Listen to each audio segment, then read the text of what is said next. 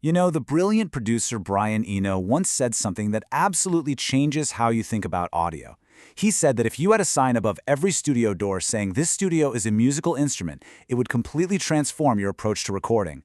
And he is so right. It's not just a passive box where you go to capture sound, it's a living, breathing place to create it.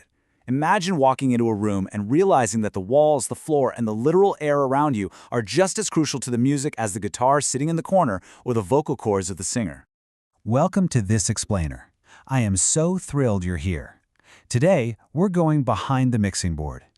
As an audio engineer myself, I can tell you firsthand that the physical spaces where legends like the Beatles and Michael Jackson worked fundamentally shaped the music we still obsess over today. We are going to frame this whole acoustic journey around the meteoric rise of the king of pop himself, exploring how the actual physical rooms he sweated in helped build a global superstar. I want you to mentally step back in time with me for a second.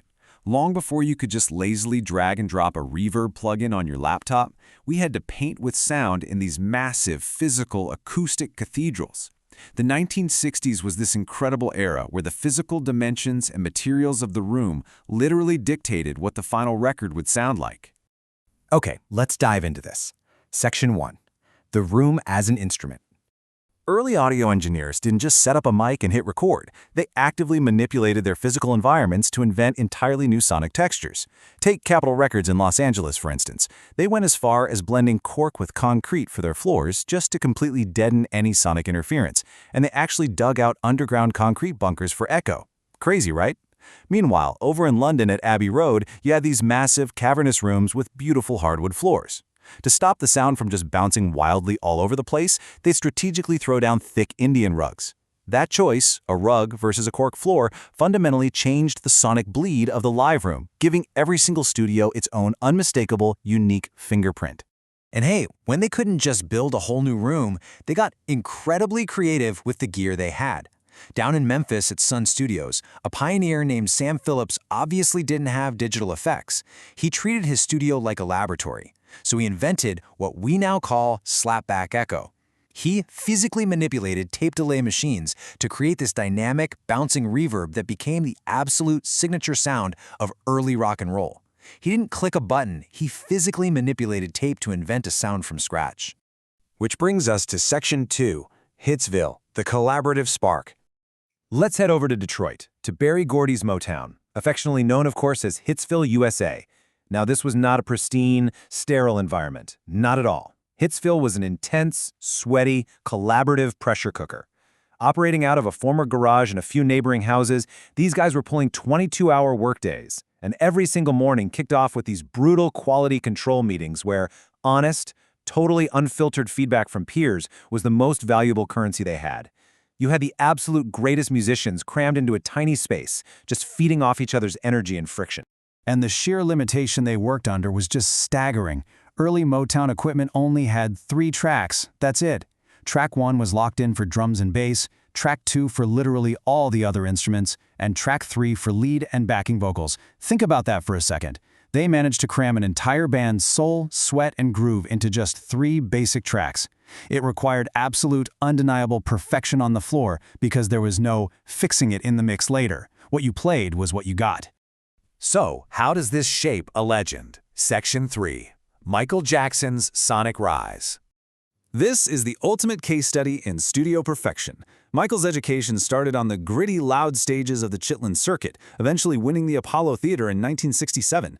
By 1970, working right there within those intense 3-track limits at Motown, the Jackson 5's The Love You Save literally knocked the Beatles' Let It Be off the #1 spot.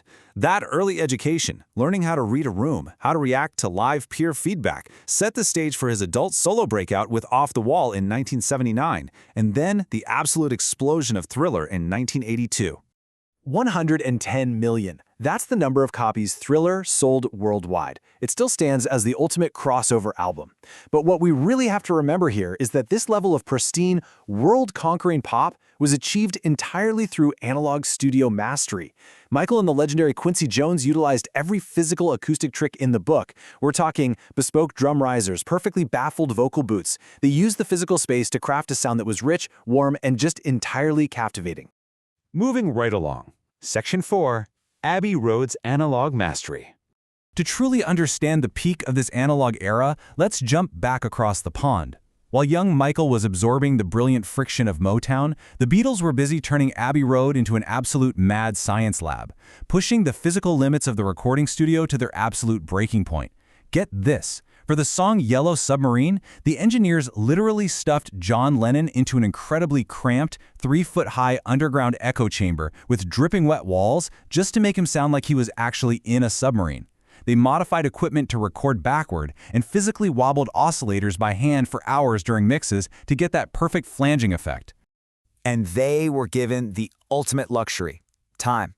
An estimated 700 hours of continuous work went into recording Sgt. Pepper's Lonely Hearts Club Band. Before this happened, you basically hired a studio for a few days to capture a live set, and that was it. Spending 700 hours simply creating inside the studio was a totally revolutionary concept.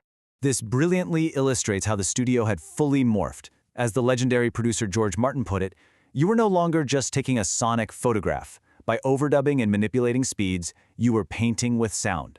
The room had fully become an artistic hub, an instrument all in itself. All right, Section 5, the digital bedroom era. We've come a long way from the sprawling cathedrals of Abbey Road to digital audio workstations sitting quietly on our laps. Think about the contrast. On side A, you have the crowded, magical friction of Hitsville. 3 tracks, dozens of people, instant, brutal feedback. Now look at side B.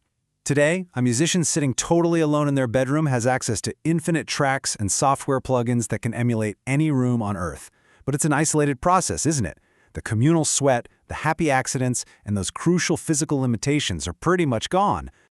It's a wild truth to process. The laptop you're using right now has more raw recording power than the Beatles or Queen ever had. Ever. But there's a hidden danger there. With unlimited tracks and endless digital tweaks, you often lose the critical, objective ear of a veteran producer.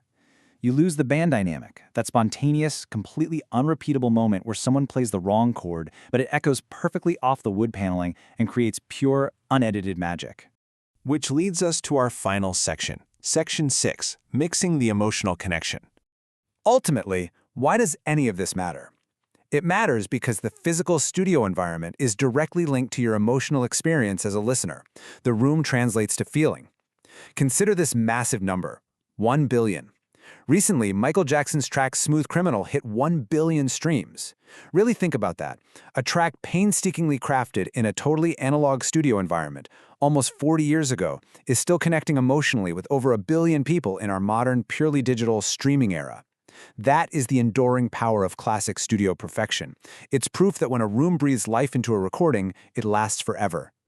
So I want to leave you with a provocative thought. As technology continues to make recording easier, faster, and much more solitary, can an infinitely editable digital track created entirely alone in a bedroom ever truly capture the same living, breathing soul as a band sweating it out together in an acoustic cathedral?